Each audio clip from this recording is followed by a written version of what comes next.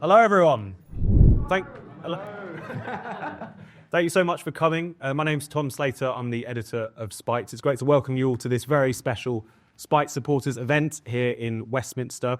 It's because of supporters like you that we're able to exist, that we're able to survive, but also thrive. So thank you so much for all your support over the years, and also for coming here tonight. For those who are watching at home, bereft that they haven't been able to make it here this evening, come to the next event. Just go to spiked-online.com/supporters and you can come to one of these. We've got a great event on for you this evening, ladies and gentlemen, celebrating the release of a brilliant new book, The End of Woke. I hope you'll all join me in welcoming our guest for tonight and its author, Andrew Doyle.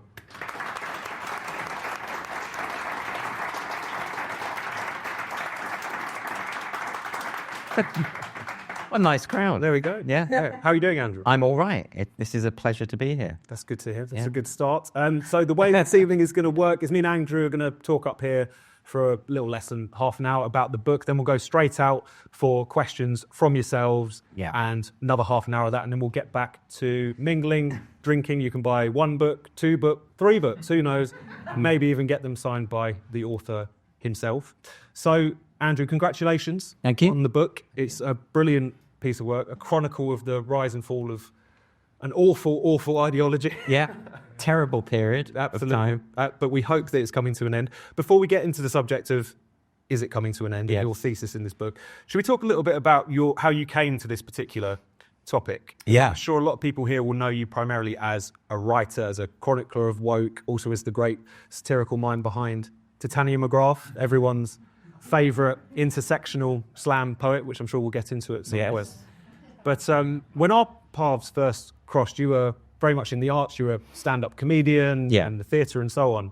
And we're also starting to dip the toe into commentary and writing. How did you find yourself being such a kind of key voice writing about these issues? What propelled you towards it over the years? I would say I wasn't propelled so much as dragged towards. Like completely dragged in. You know, like Al Pacino says in Godfather 3, that's drag me in. Because I didn't really want to. I was doing stand-up comedy, writing plays and musical theatre and all sorts of creative things. You know, that was what I was making my living as. That's what I wanted to do. The problem is, I think that the arts became a kind of natural frontline for the free speech battles and for the culture wars.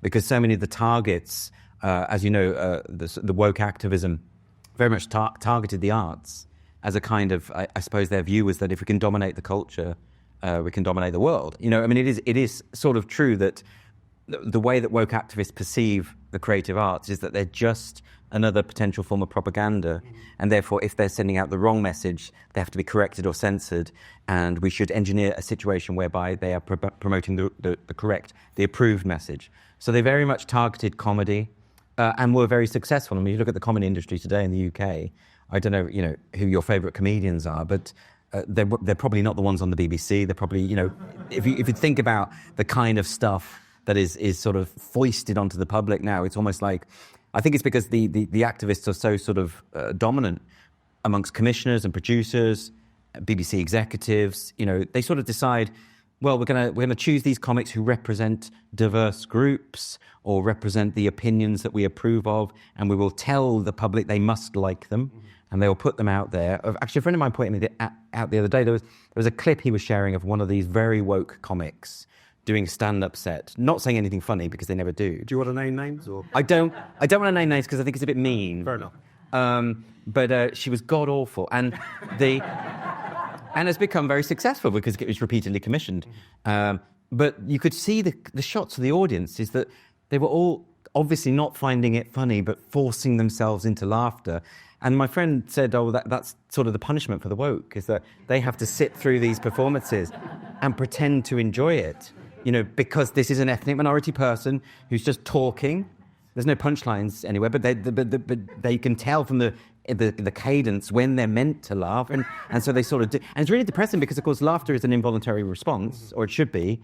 And so if you find yourself, that's why there's a lot of clapter in comedy, you know, the idea where you clap to show that you agree with the sentiment expressed, rather than that kind of involuntary laughter, which it's sometimes wonderful, isn't it, when you laugh at something you know you're not meant to, something which was really inappropriate or wrong. It's why you laugh at funerals. Well, I do anyways, you know, and so, but that never happens with the woke because they're performing sermons.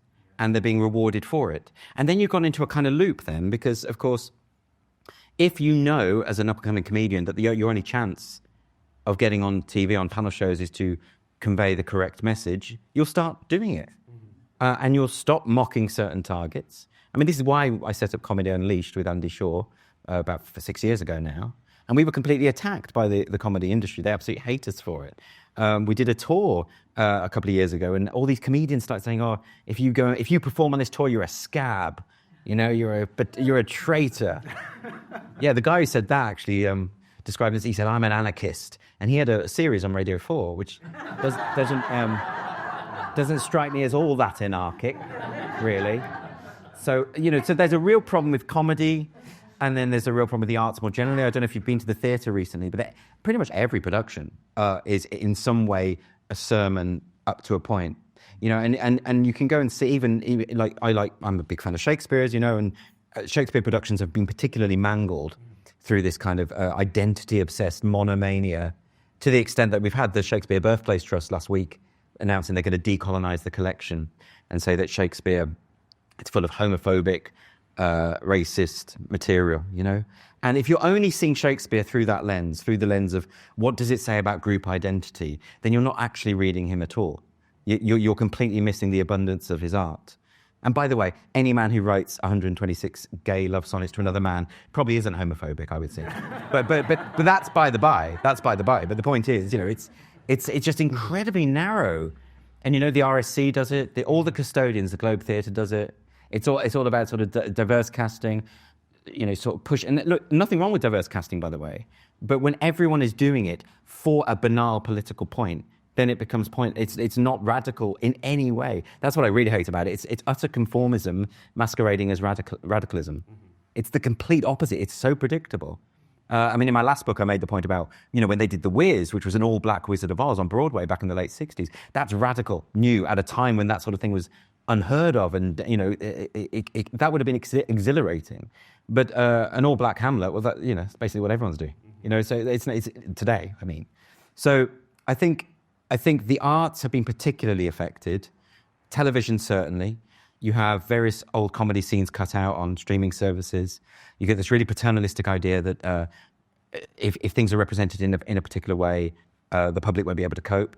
You have books being republished. There was an edition of Huckleberry Finn published without any racial epithets, which is bizarre because it's a satire against racism, and the satire is somewhat defanged if there's no racism in the book. You've got, it's true. It's the inverse of what it's meant to achieve. Authors such as Agatha Christie and P.G. Wodehouse, Roald Dahl, Ian Fleming, all these books rewritten and republished. If you want to read any James Bond books, do not read the current editions because they're sanitized. So you have to buy second-hand editions. You have to go off to a second-hand bookshop to buy these things. These know-nothing activists in publishing houses rewriting P.G. Wodehouse and thinking they can improve upon his prose. The entitlement and arrogance of this is astonishing. I don't know if you saw what the Telegraph published a piece where they showed what old Roald Dahl books said and what the new versions say, and it's completely witless and mindless and bloodless and uninteresting.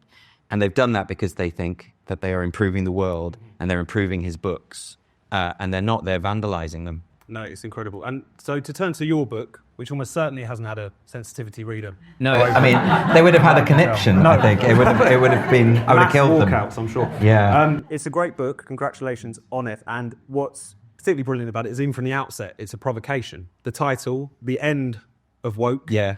And I know that when you actually get into the book, you see that there's an implied question mark there, but why should we at least have some cause for optimism that at least this phase of wokeness that we're going through is coming to an end? Well, I think that's indubitable insofar as the excesses of the woke movement that we've seen over the past 15 years, which most of us who have been paying attention will see as a sort of moment of hysteria, I think. The trouble with hysteria is that people who are caught up in it can't see it. And so I think it will be left to future historians to look back and say, what the hell happened there between 2012 and 2015? What on earth? Everyone just lost their minds. Mm-hmm. But it all happened so rapidly. And I think for us who are in the eye of the storm, it's kind of difficult. This is one of the reasons I wanted to chronicle in this book and in the last book. And I've sourced everything. All the notes say where this has come from, because I kind of think in 10 years' time people won't believe it. Or they'll be choosing to forget it. Maybe. They will definitely be choosing to forget it. They already are. So, but I think the worst excesses are definitely past now. And the reason I say that, and it sounds hopelessly optimistic, and I'm aware I could be wrong, but if you think about all the huge changes, if you think about the Supreme Court ruling, which says that you can't just change sex by waving a certificate about, if you think of the Cass review, the banning of puberty blockers for kids, which should never have happened anyway, the idea that children who require, if anything, psychotherapeutic help are medicalized is insane. The fact that no medical practitioner or politician can define gender identity, and yet here they are actually administering drugs on the basis of this pseudoscientific belief. And that was happening on the NHS. And the people on the NHS were doing exactly the same as what they do in Iran, which is to say, in Iran, to be homosexual is illegal. It carries potentially the death penalty. So the government will fund a gender reassignment surgery to heterosexualize you, to fix you. And we know that with the Tavistock, between 80 and 90% of the adolescents referred to the Tavistock as same-sex attracted. So you had gay conversion therapy through medicine on the NHS, comparable to the mullahs of Tehran and their philosophy, and everyone thought this was progressive and normal. That's insane. You had people claiming that human beings can change sex when everyone knows they can't. You had Keir Starmer almost having a heart attack because someone asked him if women can have penises, right? And he's now the Prime Minister. What number did we get to in the end? I'm trying to remember. His final number was 99.9% of women don't have penises, which is something like 35,000 women with penises in the UK. How did he discover this? He did a lot of research, a lot of research. It just strikes, 30,000 is still a lot of female penises. Absolutely. Now, and he said that, and of course what's fascinating about that interview is he knows that what he's saying isn't true, but he knows that the people watching know that he knows that it isn't true. So it's a bizarre, elaborate performance. I think it's slightly different with people like Dawn Butler, who said that babies weren't born with a biological sex. Yeah. I think she's just a bit thick, but I think because that is properly stupid. There's no rolling that one back. Or was it David Lammy who said you could grow a cervix? You could, if you were given the right hormones and under the right circumstances, one would appear. You can grow a cervix, like in the Tupperware box or somewhere. How do you do it? It was a bit scant on the details, I think. I think so. It was pretty incredible. That kind of madness, though, cannot coexist with a Supreme Court ruling that ratifies that sex means sex in terms of the Equality Act, at least. And of course, that has ramifications across the board. And then the Cass Review, huge. DEI has now sort of taken a tumble because everyone realizes that it's really bad for society to divide people or think people principally through their skin color. And I thought we had that argument decades ago, and I thought we won. I thought we realized that segregation by skin color was bad, but apparently it came back again. The hyper-racialization of society has been really bad. The implementation and imposition of unconscious bias training. So a lot of people had to go through training at work, which every study shows has no effect whatsoever. And on the rare cases it does have an effect, it increases the likelihood of racism in the workplace. So on its own merits, it's wrong and bad. But there's also the liberal principle that your employer has no right to probe around in your head about your secret thoughts. I mean, I cannot believe that was ever entertained. So everything went completely bonkers. At the time of the George Floyd death, there was a compulsory sense that you had to proclaim your support for Black Lives Matter, a Marxist group that wants to dismantle the nuclear family, and said so explicitly on its website. Just people didn't bother to check what it was they were supporting. And it was very, very serious. I mean, a friend of mine who's an actor told me that her agent had phoned her up and said, you haven't put a Black Lives Matter square on your Instagram. You won't get cast if you don't do that. So there's this kind of unofficial coercive pressure. We have people proclaiming pronouns at the start of meetings, in emails, this declaration of fealty to a belief system that basically no one holds. All of this stuff is beyond crazy. But I don't think that can persist anymore because all of these changes are too big. When you have someone in the White House who was elected on an anti-woke ticket, who has explicitly written executive orders saying that there are only two sexes, it's incredible that needs to be done. That, by the way, is a unifying policy because even the last study of Democrat voters found that 67% support Trump on this issue, right? So this is not a left-right thing. This is just a reality versus fiction thing. And I think reality is prevailing on the whole, not in Australia, right? Because that's the Antipodes. They do everything upside down. Over there, you've got the court ruling that sex is changeable. It's not changeable, even if a man in a wig says it is, right? It's not, right? This judge cannot defy reality. But in law, they're going in the wrong direction. So when I say it's the end of woke, I think what I mean is it can't ever be the same as it has been. Mm-hmm. There's too much has shifted, too many seismic changes have occurred. I think it could persist. I think the death throes will be long and torturous. It will take quite many years to unpick this.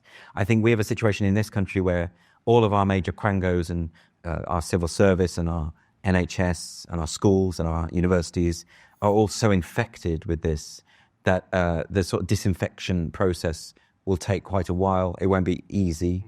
So I don't know, but I just think it can't go back to the way it was. I think there's too much has changed now. Mm-hmm. That's what I mean. And you mentioned George Floyd. It's been the 5th anniversary of his murder in the last couple of days.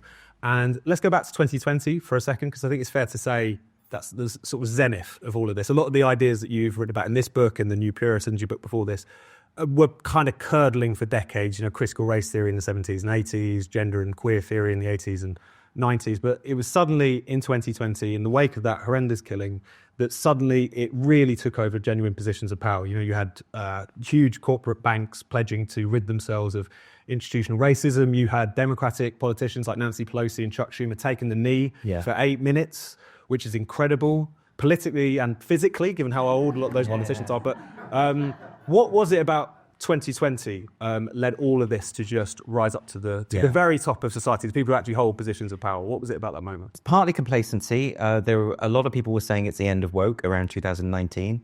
We've probably forgotten, but there were a lot of articles of that kind. And very smugly, I wrote one saying it wasn't. So I got that one right. So hopefully I've got this one right. But then you have the lockdown. Everyone's driven slightly mad. Everyone's spending all their lives online.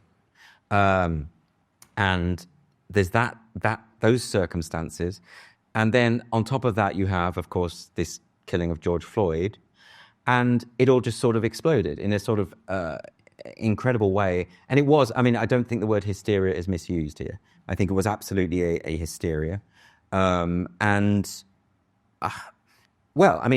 was the pinnacle. The study that The Economist did recently found that wokeness sort of kicked off around 2014, peaked at 2021. It's been declining ever since. So it is that period, that era, that sort of summer of 2020 where it really hit.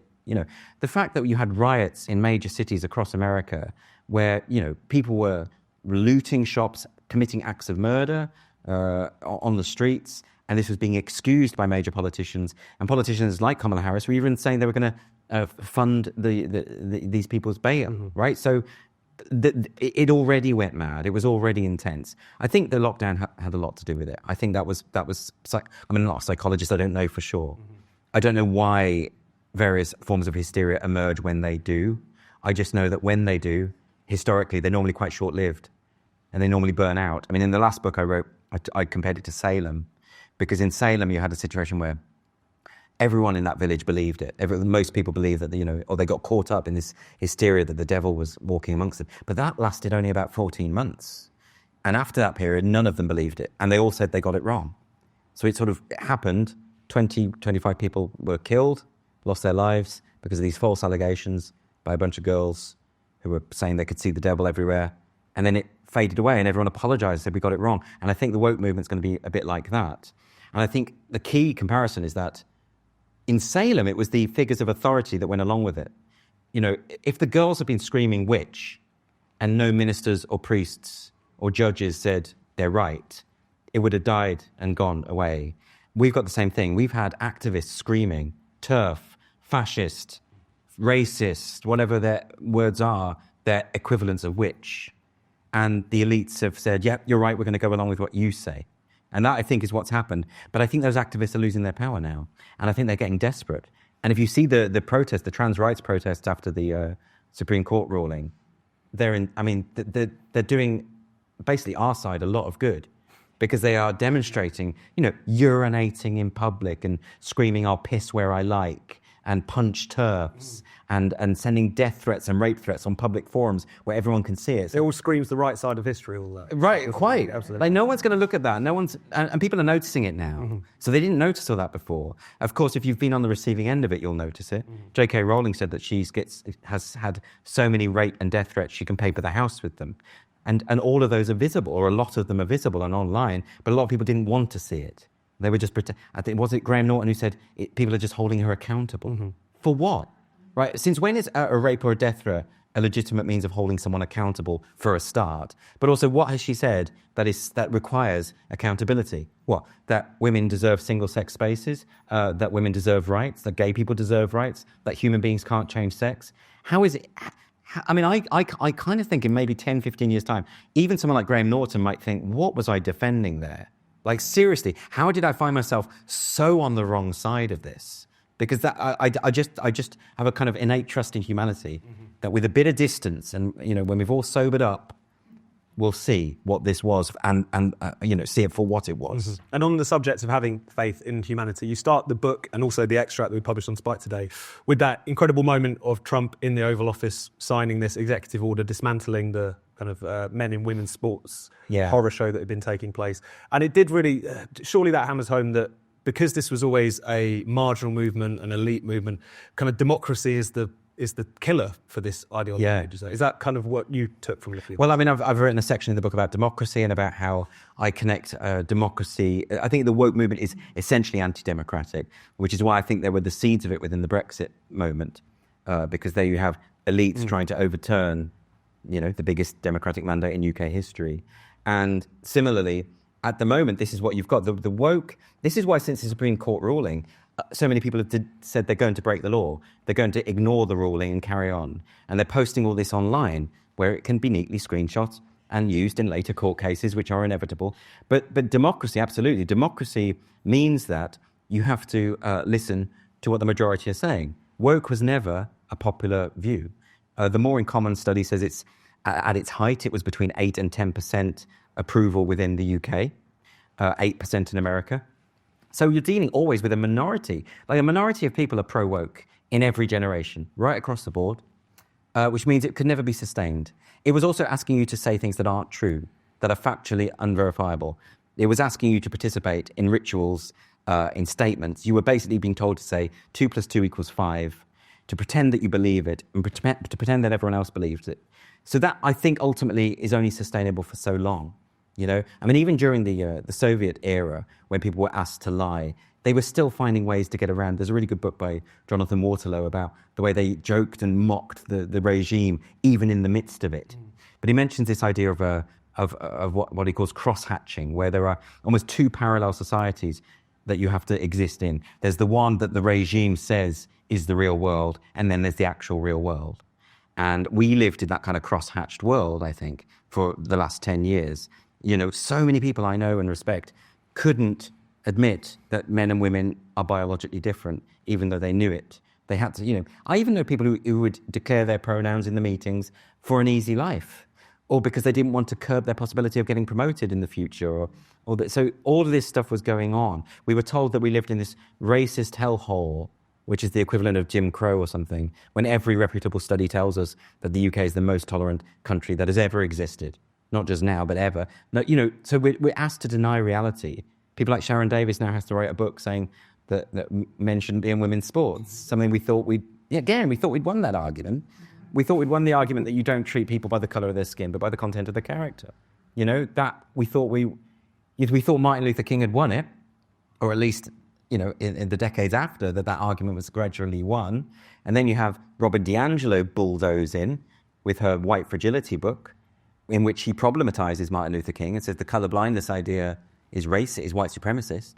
So if you think about that, a middle-aged white woman saying that Martin Luther King is the white supremacist and she's the good guy. That's where we reached. That is so insane. I mean, it just is insane that I think it was always going to collapse.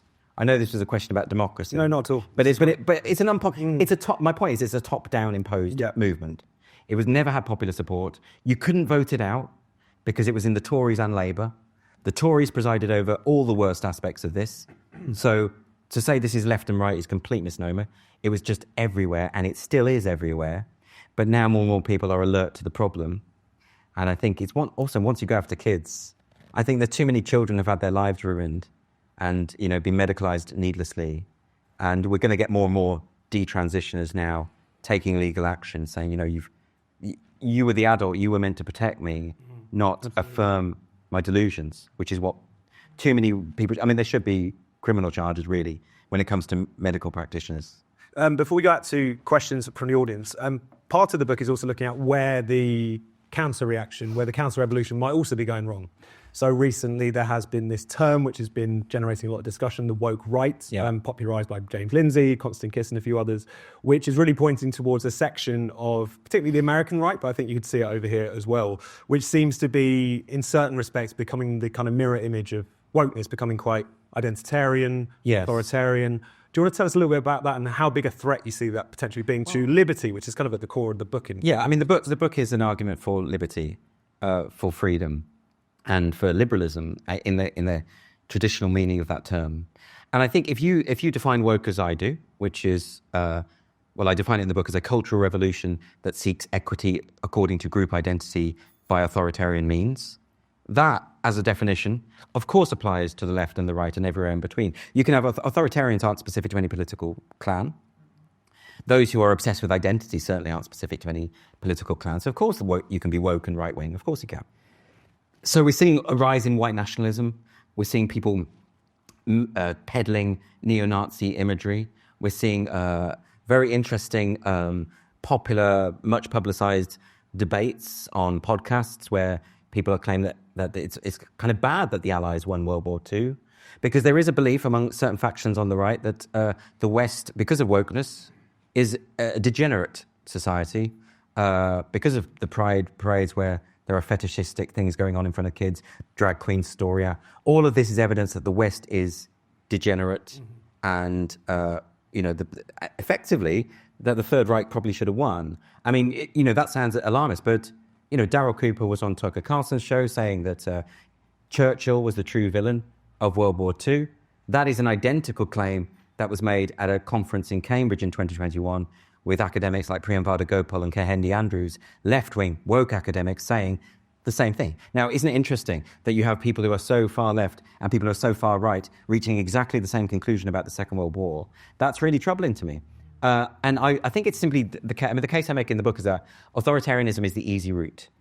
Crush your enemies, silence your enemies. You don't have to deal with it. The liberal approach is always the hardest because it means you're going to have to deal with people you don't much like. And you're going to have to accept that people think differently. I opened the book with a quotation from E.M. Forster, who wrote a brilliant book called Two Cheers for Democracy, which is the best title of a book anyway. And he talks about tolerance. He says, there's two solutions. There's the Nazi solution, where you can just get rid of your enemy, or there's the liberal solution, which is, you have to tolerate people. You have to tolerate people. He said, don't try and love them. You won't be able to. But that's what a liberal society is all about. And I don't think the authoritarians from the left and the right can deal with that. I think what they want is for everyone to fall in line with their views and their way of doing things. And if you don't, you should be censored, you should be suppressed, you should be punished, publicly shamed. Cancel culture is something we've seen from both the left and the right, quite clearly. So the phrase woke right, for all its flaws, you could say woke is a flawed term, but we do need a shorthand to understand this stuff. And I think the threat to liberty comes from all directions. And we if we just say, well, wokeness was all about leftism gone too far and the left is the problem, you're taking your eye off the ball there and something could come from another source. I'm not saying I know where the next threat is, but I'm seeing evidence that it's everywhere. Mm-hmm. And I'm seeing more and more evidence that people on the right are behaving like the woke. No, absolutely. And even though there's a lot of debate over whether woke right is the right term, the fact that it winds up those people in precisely the same way the word woke used to wind up the right people might suggest that we're on to... Well, they say, the people it's aimed at say that because it winds them up, this is a term that has been deliberately engineered as a kind of stick to beat them with. But I use woke as descriptive. I always have. I don't use, even when I'm talking about the woke left, I don't use it as a pejorative. I wrote a book called Woke as Titania McGrath, and I was doing it because they were describing themselves as woke. Well, people forget this. Like, we go back to 2015, Jack Dorsey was on that, the CEO of Twitter. who was censoring anyone who said that people can change sex or people can't change sex, just nuking their accounts. So he was on stage with a "Stay Woke" T-shirt. When Elon Musk went into Twitter, he found a cupboard full of them, right? So people were self-identifying as woke. Activists still do. But there was a weird thing that happened. They were calling themselves woke and proud. Even Theresa May says she was woke and proud, right? So not left and right. And something happened around 2018 where, people like me who'd been describing them as woke because they called themselves woke, it was a courtesy. Sort of fair enough. Yeah. They then started saying, you've just invented this word to beat us with. It's as a snarl word invented by the right. But you were calling yourself this 2 minutes ago. What's wrong with your memory? It's so that's another issue, is that the word woke in of itself, because it became a handy shorthand to describe this ideology, it then had to be problematized so that people couldn't use it anymore. This is the trick they always do. If you can't describe an enemy, you can't tackle it really. And I think that's what they would deliberately do, undermining any kind of, and they do it always linguistically, which is why they call themselves liberal when they're the opposite. It's why they call themselves progressive when they're the opposite. It's why they come up with phrases like Black Lives Matter, because if you oppose that, they're saying, oh, well, you're saying Black lives don't matter? You see, it's a trick. It's all rhetoric. It's all language. And that because it has its origins in the postmodern worldview, which is that our understanding of reality is entirely constructed through language, and therefore if you can control language, you can control the way people think and act, and you can reach that glorious utopia. Because of that, censorship was their main tool, either through public shaming, intimidation, cancel culture, or through petitioning governments to ramp up hate speech laws, or petitioning big tech to censor certain things. I mean, censorship is just the go-to thing. And notice that when Elon Musk actually put a tweet out after the Trump assassination attempt, and there were lots of horrible tweets by people on the left gloating about this, and he said, I've had loads of people saying, can you censor these accounts? And he said, I'm not going to do it. That I think is the natural impulse. I mean, one of the arguments I make in the book is that I think the authoritarian impulse is the default, is the way we are through our evolutionary history. I think we naturally quite veer towards that. And it's only with an effective socialization, the development of that social contract over many, many decades, that we reach a point where we are adult enough to not follow those instincts. That's why I see the woke movement and its equivalent on the right as being essentially infantile. It's a way a child deals with something, which is you don't like something, you squash it. Certainly feels infantile from both sides of the woke divide. Should we go out for some questions at this point? So we should have a microphone at the back. What I'm going to do is I'm going to take a handful in one go, and then we'll bring it back. It can be a point, it can be a question, just whatever it is, make it as short as possible so that we can get in as many as we can. Let's start with this gentleman in the middle with us. Hi. So I buy that sort of ideas like critical race theory and gender identity, they're all pretty much discredited or on the way to being discredited. But lots of the woke were particularly well-schooled in those ideas, and they probably gravitated towards them more on vibes, and there were high status opinions at the time. And there's a class of, the lanyard, the laptop class, whatever you want to call them, used those ideas or used them as a cover to enforce their worldview, or they probably had a pretty low opinion of the masses. They're righteous, they're just more educated or whatever. Those people are still in power, they still exist. Yeah. Just because the latest ideas of being discredited, don't you think they're just going to latch onto some new ways of enforcing their opinions? Absolutely. Do you want to just pass it to the gentleman right in front of you there, and then we'll come down the front? Thank you very much.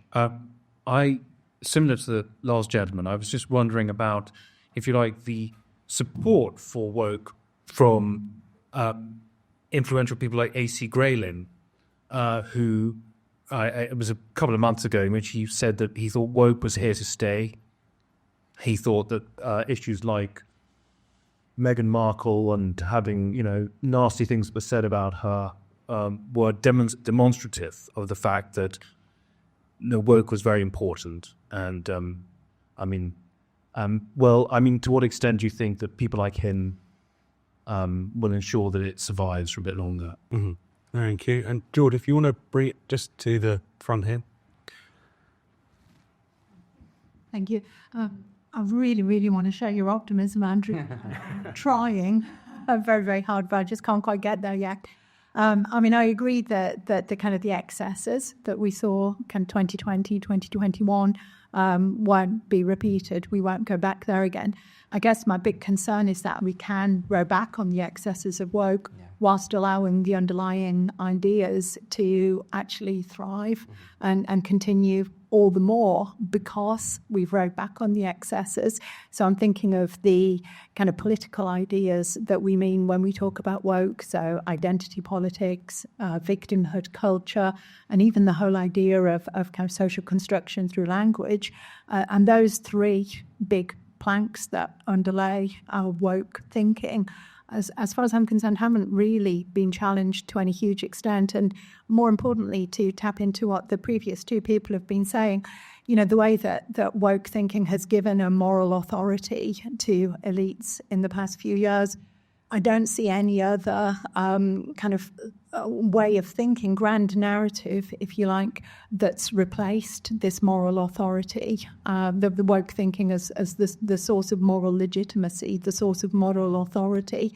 And I think until, you know, there's maybe a positive national story that we can tell about our national history, or there is an elite kind of appeasement with populism, until there's some kind of way of thinking, some grand narrative that can replace the ideas that underpin woke thought, those ideas will fester amongst our elite and be reproduced in a different guise. And I think we have seen an awful lot of that already, particularly in American universities, even in American corporations, where DEI departments are being abolished one day only to be reborn the very, very next day, kind of called the welcome kind of and feel nice department, you know, different name entirely.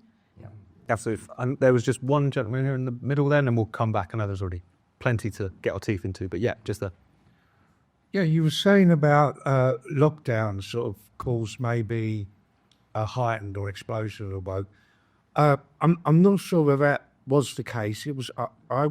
What do you think about the fact that at the time of the George Floyd incident, it was then big business and multinational companies who picked up on the Black Lives Matters, you know, had become part of their logos.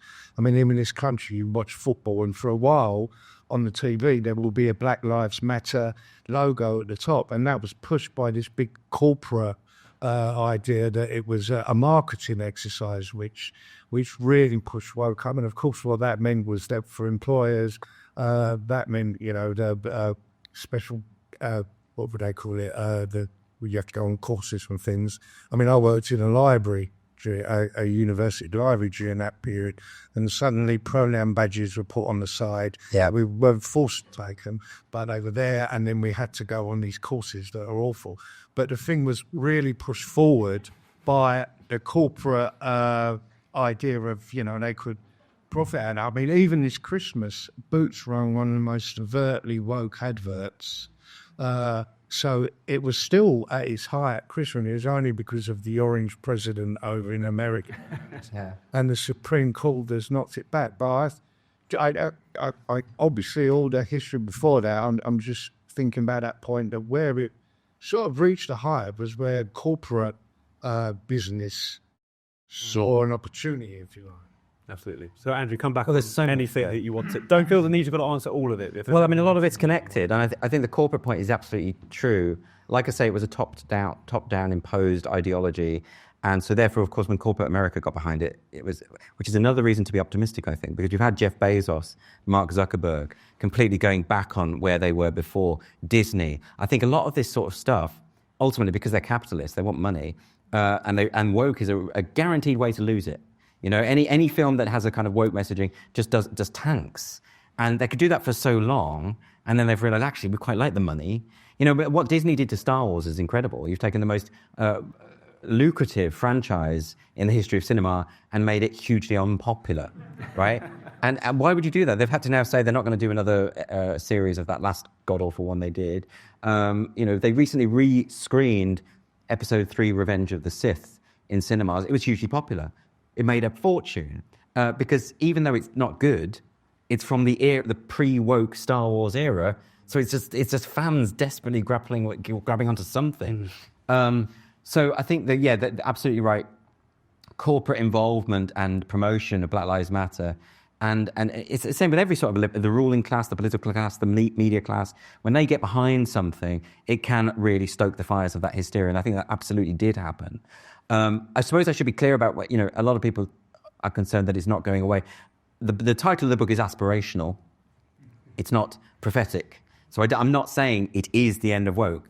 I'm talking about, how it could be. What are the signs that it is dying in its current form, which I think is definitely true, but also what might happen next. We're definitely, I think, entering a new phase of the culture war. And woke could easily, I agree with pretty much everything that was said, woke could easily return in a new guise. It's very adept at doing that. There's been a lot of controversy about the College of Policing's non-crime hate incidents. And then there was a story a couple of months ago where the head of the College of Policing is saying, maybe we just call them something else. So it's, because that's the problem, isn't it? So, same thing. So they will. They are very adept at rebranding, at shape-shifting, and finding other ways to inveigle their way into power and to persist. And we've had the NHS talking about transing toddlers this week. We've had Lady Hale saying she's been chatting to some doctors who tell her that biological sex doesn't exist. Oh, well, that's good. Don't go to those doctors, by the way. So it's still there. No, it's absolutely still there, and it's still deeply embedded. I think also what Joe was saying about the fundamental underlying belief systems. Those things are really difficult to dismantle. One of the things that really gets me is this belief that all of the political class seem to have in the idea that words written online have a connection to real-world events. They just don't. Like, there's no evidence whatsoever that they do. When it comes to the incitement to violence idea, they do believe that someone posting a nasty tweet saying "go and burn a hotel" causes a hotel to be burnt. It never does. Right? It really never does. So that, I mean, that, and that sounds like a controversial statement. I've got 6 decades of research into media effects theory that backs that point of view up. In order to disprove that, you're going to have to present some pretty solid research. But they just take it as read. They just take it as granted that this correlation exists when it factually doesn't. So how we defeat that idea, this emphasis on words, the idea that words are equivalent to violence, or that words can spark violence in that direct causal way, because that belief system is so entrenched, I don't know how you tackle that. But I think, but maybe it is about having more of those debates, having the courage to have those discussions. I mean, the gentleman was talking about the pronoun badges at work and having to sit through all the. What I think has happened is it's easier now for people to object. I'm seeing it more and more, and it doesn't take much. If you're in an organisation or a company, and you just say, "I'm not comfortable with the pride flag, the Progress Pride flag being waved because it's an anti-gay, anti-woman symbol." And if you actually say it to the employer, a discussion does start. I think the activists in the workplace are sort of losing their power a bit because the arguments have been had. And it doesn't take, you only need one activist within a body to turn it woke, because they're absolutely terrifying. They're really scary people. They're intimidating. They'll lash out. They'll destroy you. They're ferocious. But people are now more courageous. Having the Supreme Court ruling to back you up, having the Cass Review to back you up, this does make it easier to take a stand and say, actually, no, I don't think this is acceptable. Having groups like the Free Speech Union to back you up. These things, we didn't have that before. And I'm just sensing, and maybe it's misguided, but I'm seeing more, for the last 8 years or so, I've had so many messages frequently from people saying, I wish I could say the things you say. I'm glad you're saying them, but I could never say them myself. Sometimes from quite famous people. And I'm noticing some of those very same people now saying it quite openly. And more people are doing it. And because it's the majority opinion, if everyone just spoke out, it would prevail.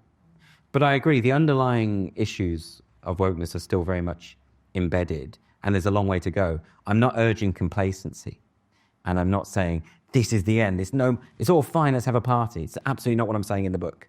It's just a provocative title, right? It's exactly what it's like, it's envisaging what would it be, what would the end of woke look like, and are we at the start of that terminating process. The argument I'm making is that I think we are, and I'm suggesting various ways in which the same authoritarian problems might re-emerge, whether that's from the woke left or from some other form, if you know what I mean. It wasn't meant to be a definitive statement in the title. As you say, an implied question mark. Yeah, and it certainly feels like a certain phase has been drawing to an end. I'm going to go out for one more time for questions. So if you want to have your questions or statements put up, they do put your hand up. There's a gentleman here in the middle. Hi, thanks. Just we've spoken a lot about the elites tonight, and they don't trouble me as much as the people who are sort of embedded in the cultural institutions, such as the broadcasters and everything. I'm talking about the producers, the people who book people onto shows and that kind of thing. Anyone on this side? Let's go right to the back, and we'll come back down again. Try squeezing as well as that. I was in Hungary 2 years ago, and I saw an all-white version of Porgy and Bess, which is probably the most radical theatrical experience you'd ever feel. Our institutions, our universities and cultural institutions are run by these people, and I think that you imply that some of them will see sense, but I don't really understand why they should, because they are mostly impervious to any form of democratic or even political control, unless you go down the route that Trump is trying to do in America, which is to literally purge the universities of the worst of those people. So what's the answer to that? Right, let's come back down here. There's two gentlemen in the middle here. I'm going to take loads, and then just so you've got 2 months to answer. But so we get as many people in as possible. Thank you again. I was just thinking, critical theory was being written about in the 60s, but it didn't really take hold until the 80s, 90s, maybe, when the left had basically been seen to lose the economic argument. So culture became their go-to thing. So I'm now wondering whether what we'll see now is economics starting to become the main issue again, where maybe the left will start to blame capitalism for everything again, and we'll see we'll see that old argument replayed rather than the cultural one dropped. But of course, authoritarianism lurks everywhere, and that will be another opportunity for them to flow into whatever vacuum is really. Shall I pass it next to you, and then we'll go forward, and then we'll come back. Is there a danger that the backlash against diversity casting, positive discrimination, will actually be directed against the minorities who've perceived to have benefited from it, rather than the predominantly white liberals who caused all the trouble? And do you just pass it 2 rows ahead of you? There we go. Thanks. I wasn't ever really that worried about the kind of the marketing side of it, because it is about making money, and lots of brands kind of discovered, like Nike and Budweiser, that it was going to tank their businesses. I'm still really worried about what it means for people working in businesses and in central government and in local government and the NHS, because of what's still being imposed on people internally in those businesses. And the kind of the PMC, the professional managerial class, having kind of really embraced this, partly because I think it makes them feel so good about themselves. It's so narcissistically lovely to feel like you're doing the right thing for other people, and that you can lord it over everybody else and feel different, and that high status point that was made earlier.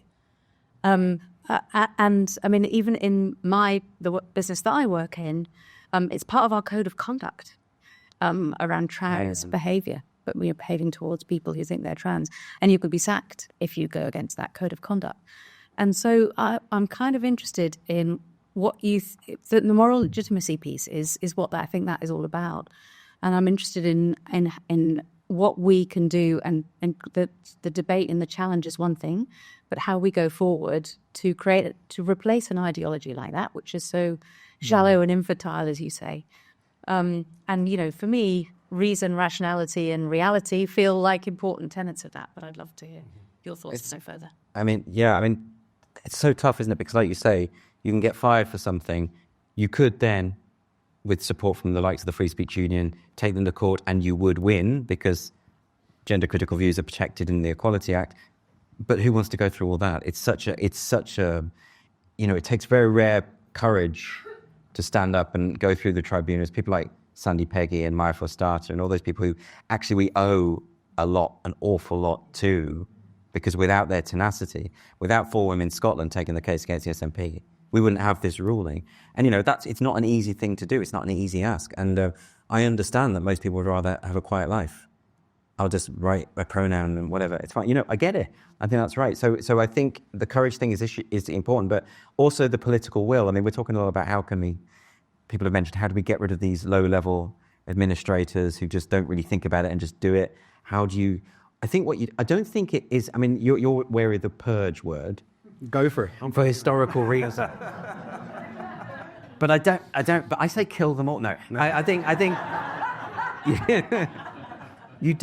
I don't think it's authoritarian to scrap a quango that is no longer fit for purpose, right? I think the College of Policing should be scrapped.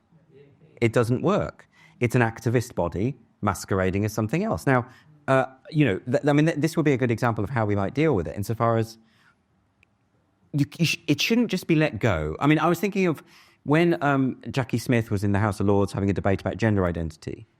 And she's now the spokesperson for equalities for the government in the House of Lords. She's now Baroness Smith. She was asked, what is the government's working definition of gender identity? And she could not provide one, because nobody can provide one. Not even trans activists have a satisfactory definition. When I interviewed a trans barrister on my show, the answer I got, I said, what is gender identity? The answer I got was an essence of male or female, which means nothing. It's a soul. It's a spiritual belief, right? So if the government is implementing public health policy and all sorts of public policy on the basis of something they cannot even define, that's a problem. That questioner, it should have been let go. She tried to blame the questioner. You should take this more seriously. If I was in the House of Lords there, I would say, no, answer the question, please. You're implementing this policy. What is your answer to the definition? Or just admit that you can't define it. And if you can't define it, please explain why you're implementing any policy based on it. Why is there not that tenacity? Why is there not that political will?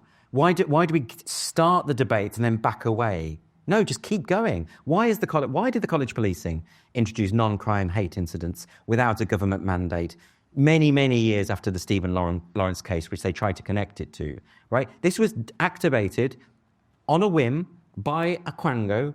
It wasn't asked to do it, okay? The year before, the head of the College of Policing had won Stonewall's top award, I notice, right? This is an activist. These are activists. And then they're training all the police in England and Wales that it's their job to audit the emotions and thoughts and speech of the public. That's a problem, right? Then you have people raiding people's houses and saying, look at your very Brexity books, right? This is why this happens. It all goes back to the source.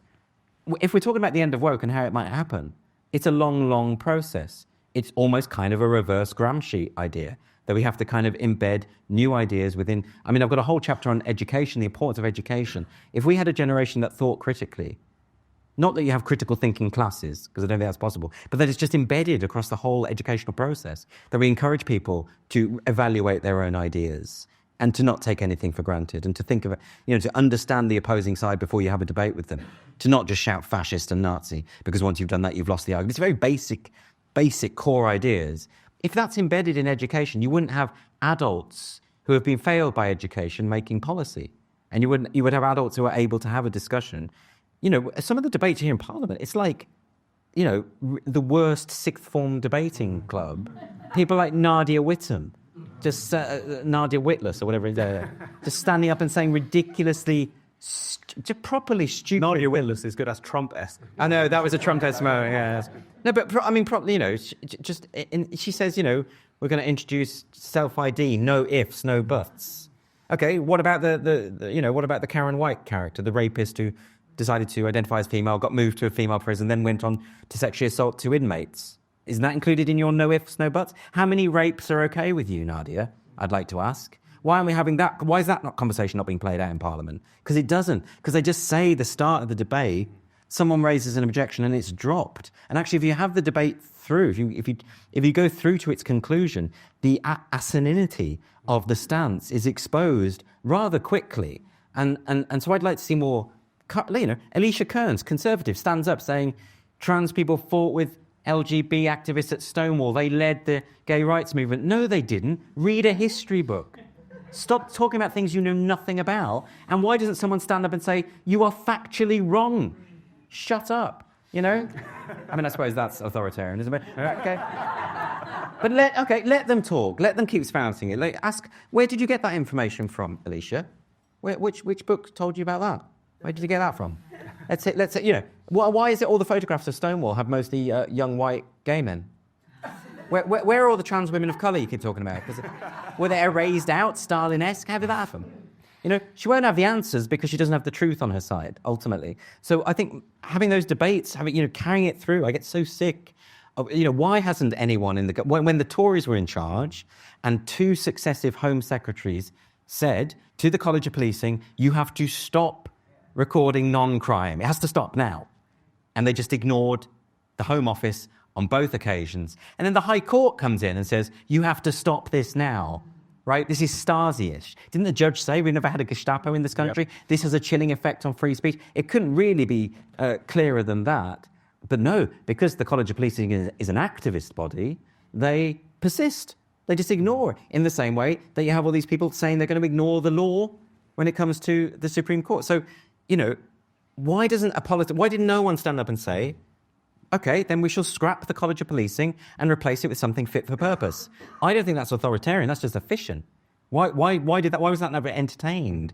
I've heard one politician, I think, was Chris Philp, calling for non-crime hate incidents to be abolished. Why is that not just a standard policy? Why is not everyone's? Only took him 11 years to. Took him 11 years to get there. At least he's saying it, I suppose. Why is no one saying, let's scrap hate speech laws?